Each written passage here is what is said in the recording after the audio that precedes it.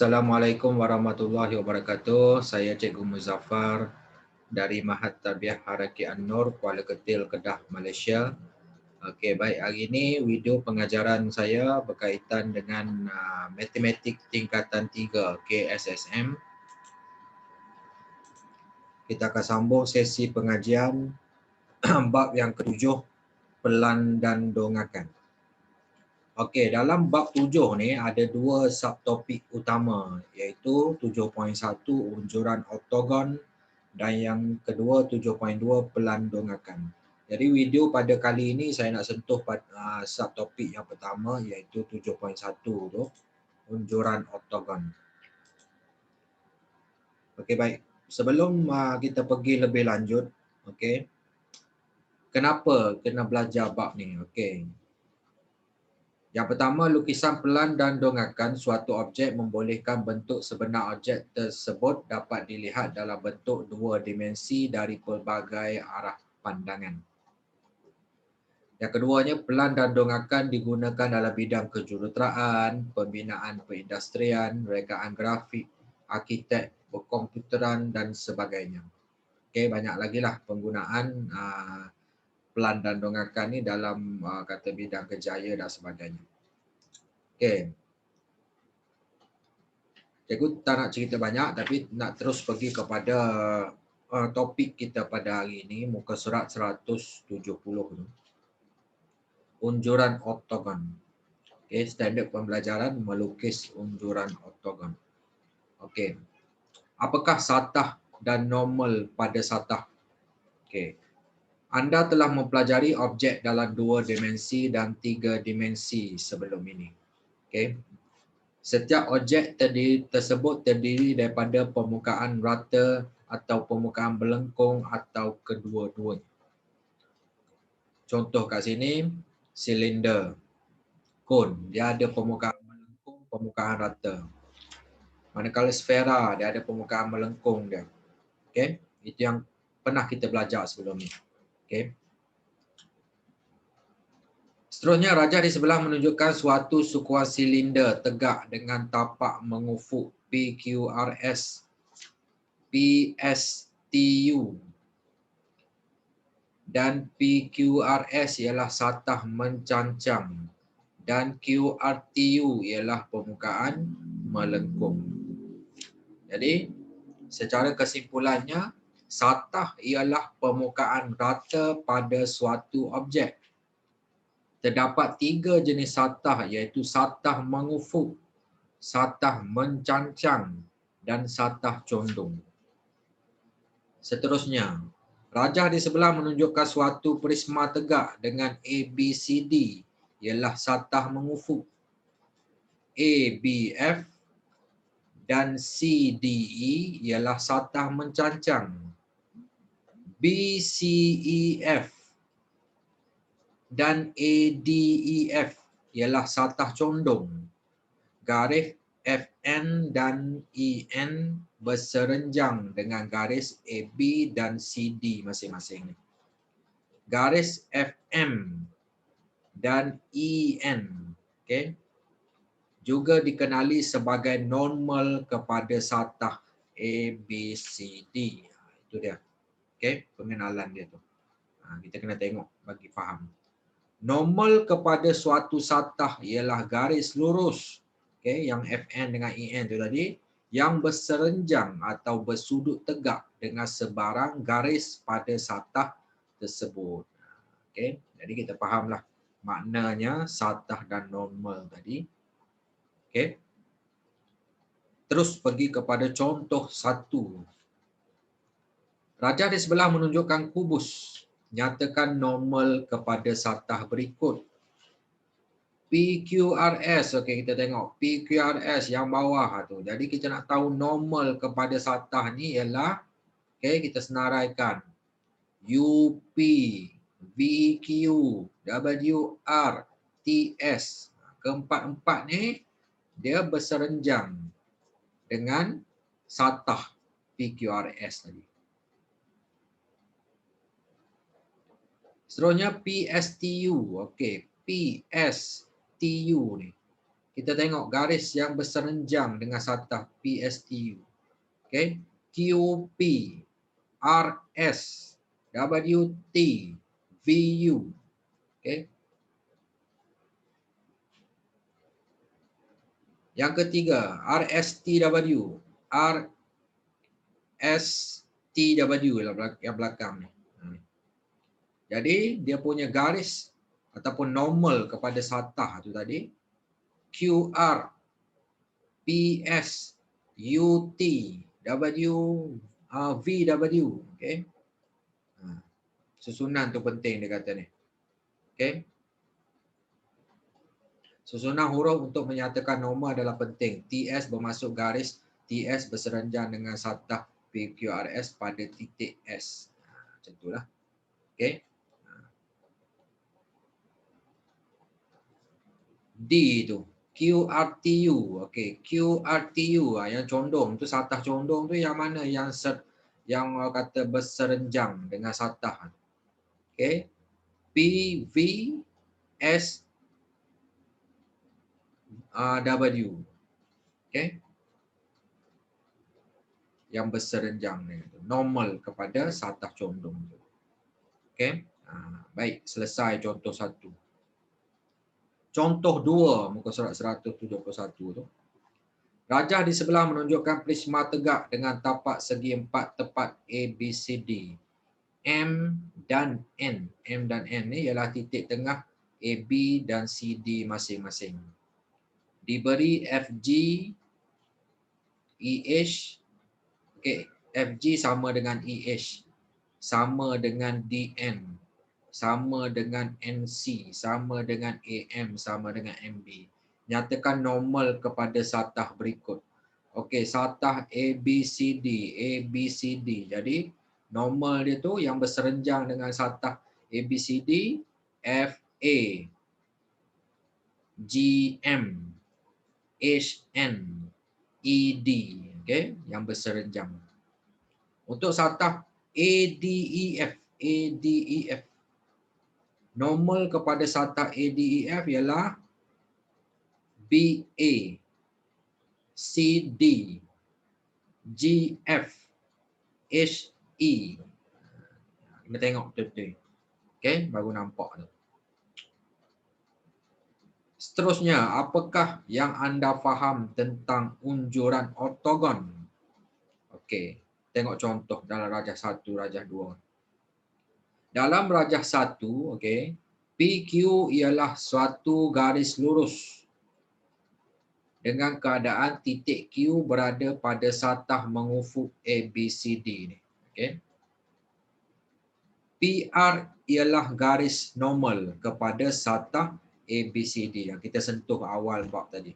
Garis lurus RQ yang terletak pada satah ABCD ialah unjuran ortogon bagi garis lurus PQ pada satah ABCD. Maksudnya unjuran ortogon ni kita pandang objek tu daripada atas. Walaupun PQ tu kedudukan sebenarnya garis tu condong. Okay? Tapi kalau kita lihat daripada atas, dia seolah-olah garis lurus. Okay? RQ. Maksudnya RQ ni mewakili pandangan daripada atas untuk PQ. Rajah 2, garis PR dan QS adalah normal kepada satah ABCD. RS ialah unjuran ortogon bagi garis lurus PQ pada satah ABCD. Sama juga konsep. Kita tengok daripada atas, jadi dia punya pandangan tu bentuk dia RS. Sebenarnya bentuk dia condong garis ni, PQ tu. Okey? Macam tu. Jadi kesimpulannya, unjuran ortogon ialah imej yang terbentuk pada suatu satah apabila unjuran garis dari objek berserenjang dengan satah tersebut. Okey? Itulah dia punya konsep. Okay, dalam rajah 1 dan 2 tu kita telah melihat unjuran ortogon bagi satu garis. Seterusnya ialah unjuran ortogon bagi satah 2 dimensi dan 3 dimensi pula macam mana. Kita tengok rajah 3 dan rajah 4 tu. Okay. Baik. Rajah 3, okey. Objek dia PQRS.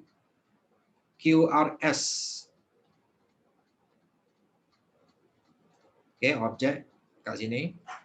Normal kepada satah PA, QB, RC, SD. Unjuran ortogon pada satah yang kita lukis dekat, kita panggil lukisan lah kat situ ataupun skrin dekat situ tu. ABCD unjuran ortogon. Rajah 4. Okey.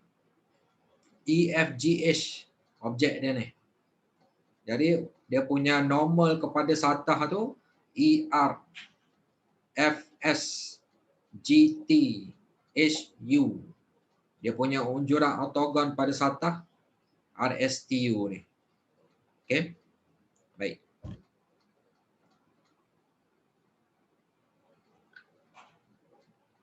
Seterusnya rajah 5, rajah 6. Okey. Objek dia tu kuboid rajah 5, rajah 6 tu prisma tegak. Okey, konsep dia sama, normal dengan normal pada satah unjuran ortogon. Normal kepada satah kuboid ni. PA, QB, RC, SD. Unjuran ortogon pada satah yang ni ABCD tu. Rajah 6 prisma tegak, normal kepada satah dia AP, IU, LT, DQ, FS, ER. Okey, unjuran ortogon pada satah yang ni PQRSTU ni. Okey, baik. Baik, kita tengok contoh 3. Muka surat 172 tu. Setiap rajah berikut menunjukkan unjuran pada suatu objek pada satah mencancang atau satah mengufuk. Tentukan sama ada unjuran yang terhasil ialah unjuran ortogon atau bukan. Jadi seperti yang kita sentuh tadi di awal bab tadi, jadi jawapan untuk A ialah ya. Jawapan B daripada pandangan anak panah tu ya. C, bukan kerana garis yang diunjurkan dari objek kepada satah bukan normal. Okey. Macam itulah. Jadi untuk mahir lagi berkaitan dengan unjuran ortogon ni boleh cuba latihan uji minda 7.1A tu. Okey.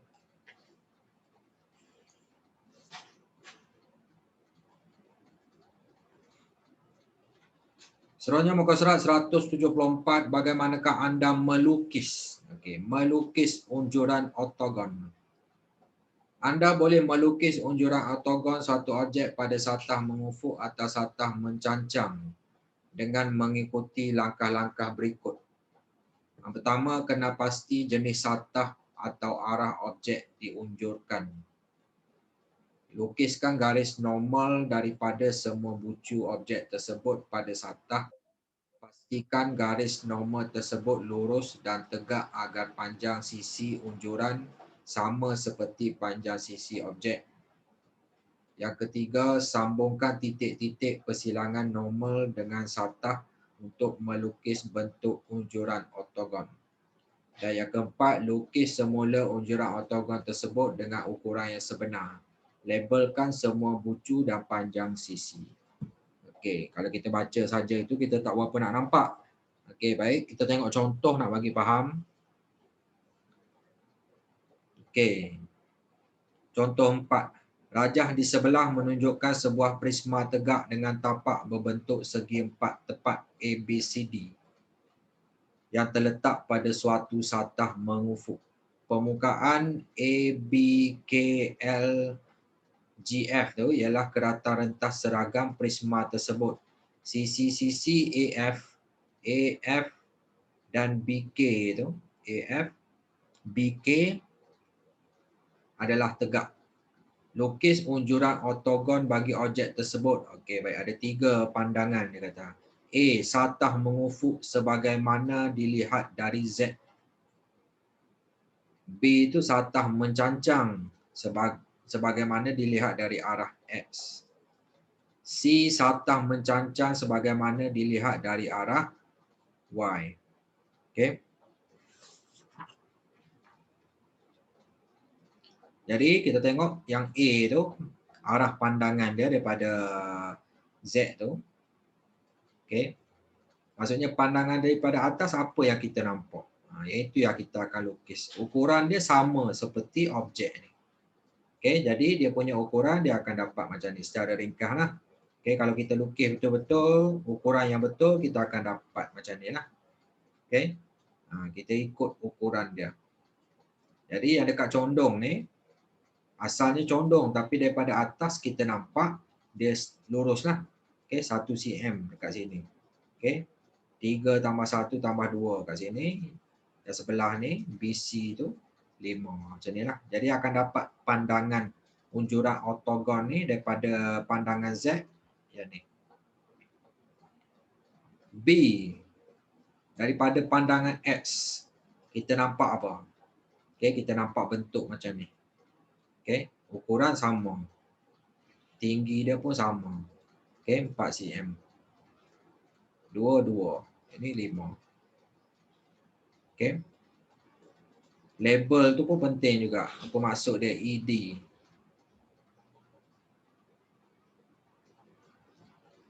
Maksudnya E kat atas, D kat bawah. Sebab kita tengok daripada atas, kita nampak E dulu, baru nampak D. D tu belakang. E depan, D belakang. Okay, sama juga konsep yang ni. J tu depan, C tu belakang. Okay, kita nampak daripada atas. J depan, C belakang. K depan, B belakang. F depan, A belakang. Sama juga dengan yang ni. Okay, yang GF maksudnya daripada pandangan X ni kita nampak G tu dekat atas. Okay, F yang bawah. Okay, F depan, G depan, F belakang. Okay, H depan, E belakang. B depan, A belakang. C depan, D belakang. Itu maksud dia yang slash-slash ni. Okay, sama juga ni. K depan, I belakang. L belakang. Okay, J depan, I belakang. Okay. C pandangan dari Y. Okay, bentuk dia macam ni. Kita akan dapat ukuran dia. Okay, yang ni condong yang kita nampak daripada sebelah Y. Okay, kalau pandangan kata daripada X dengan pandangan daripada Z, kita tak nampak condong. Pandangan daripada Y, kita nampak condong. Okay, dan konsep dia sama. F, E ni, F depan, kita nampak F depan, E belakang. Kita nampak G depan, H tu belakang. Kita labelkan ni. K depan, J belakang. B depan, C belakang. A depan, okay, D belakang. Okay, ni yang dia tunjukkan dalam kotak biru tu. Okay, jelas kat situ. Berkaitan dengan unjuran ortogon untuk contoh 4. Muka surat 176, contoh 5. Rajah di sebelah menunjukkan objek berbentuk silinder yang terletak pada satah mengufuk. Diberi diameter silinder ialah 4 cm dan tingginya 6 cm. Lukis unjuran ortogon objek silinder tersebut pada A. Satah mengufuk sebagaimana dilihat dari Z. Okay, daripada atas. B. Satah mencancang sebagaimana dilihat dari arah Y. Y itu depan lah, kita kata depan dia. Okay, jadi penyelesaian dia dekat situ. A tu pandangan dari arah Z, yang atas kita cuma nampak silinder tu seolah-olah bentuk dia bentuk bulatan saja, yang diameter dia 4 cm macam ni. Selesai untuk pandangan pada Z lah, dari arah Z. Manakala yang B tu kita tengok daripada satah mencancang, kita nampak seolah-olah silinder tu dia satu, kita panggil segi empat tepat lah. Okay, segi empat tepat, tinggi dia 6 cm. Dia punya lebar lah kalau kita nak kita kira kan 4 cm. Okay, 4 cm tu diameter silinder tu, jadi sama lah. Okay, mudah, simple je lah untuk contoh 5 ni. Okay. Okay, boleh cuba untuk latihan uji minda 7.1b tu. Untuk lebih mahir berkaitan dengan unjuran ortogon yang melibatkan satah mengufuk dan satah mencancang. Okay.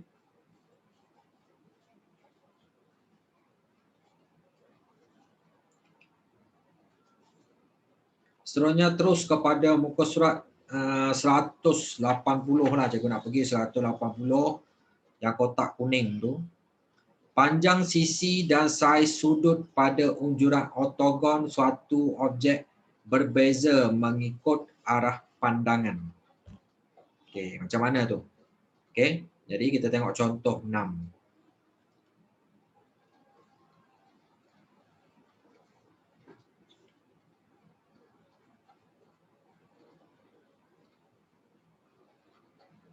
Raja di sebelah menunjukkan prisma tegak dengan tapak segi 4 PQRS terletak pada suatu satah mengufuk. Satah URQ ni ialah kerata retas seragam objek. A. Lukiskan dengan skala penuh unjuran ortogon prisma itu pada yang pertama, satah mengufuk sebagaimana dilihat dari arah Z. 2. Satah mencancang sebagaimana dilihat dari arah X. B. Nyatakan kesimpulan anda tentang panjang sisi dan saiz sudut di antara objek dengan unjuran ortogon masing-masing. Jelaskan kesimpulan anda. Okey. Pandangan dari Z, okey. Kita dapat macam ni bentuk dia. Okay, daripada pandangan Z. 6, 2. Okey. T daripada pandangan arah Z, kita nampak T kat depan, S belakang. U depan, R belakang. PQ ni kita nampak straight terus. Sebab kedudukan dia condong macam ni. Okey. Manakala yang kedua tu, satah mencancang sebagaimana dilihat dari arah X. Dari arah X, kita nampak bentuk dia seolah-olah segitiga macam ni. Okey, 8 cm, 6 cm. Okey. Yang condong tu kita boleh kira teorem Pythagoras tu. Okey, yang dapat 10 cm. Okey, boleh tengok balik macam mana teorem Pythagoras untuk dapatkan sisi condong ni. Okey, U kita daripada arah X ni kita nampak U tu depan, T belakang, Q depan, P belakang, R depan, S belakang. Jadi kesimpulan, okey, yang pertama kita kata panjang sisi untuk 1 dan 2 tu. Okey, nombor 1 panjang sisi TU SR, PQ dan PS. TUSR, okey, TUSR, PQ, PS dan QR. Okey. Serta saiz sudut tegak tidak berubah pada unjuran ortogon sebagaimana dari arah Z. Panjang sisi TP dan UQ berubah. Okey, kalau pandangan Z, kalau yang condong tu berubah. Dia punya kalau kita nampak dia tu panjang dia macam yang condong ni asalnya 10 cm tapi kita nampak dia arah Z 6 cm. Okey. Macam itulah. Yang kedua ni panjang sisi TP tu. UQ, PS, QR, TS dan UR. Okey. Serta saiz semua sudut tidak berubah pada unjuran ortogon sebagaimana dilihat dari arah Z. Maksudnya pandangan tu kita nampak semua sama saiz, tak berubah. Cuma yang pandangan daripada arah Z tadi, yang condong tu kita nampak lurus. Maksudnya nampak berubah panjang sisi dan panjang sisi dia tu. Okey. Baik. Nak lebih mahir boleh uji minda 7.1C. Okey.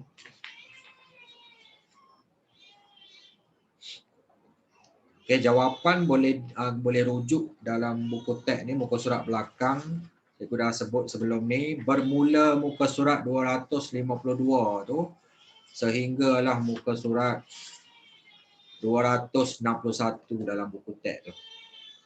Jadi seperti biasa bila selesai penerangan berkaitan topik ni dalam buku teks, okey. Untuk 7.1 ni, okey, kita terus buat latihan dalam buku modul aktiviti ni lah. Okey. Jadi untuk topik 7.1 ni, buka buku modul, muka surat 93,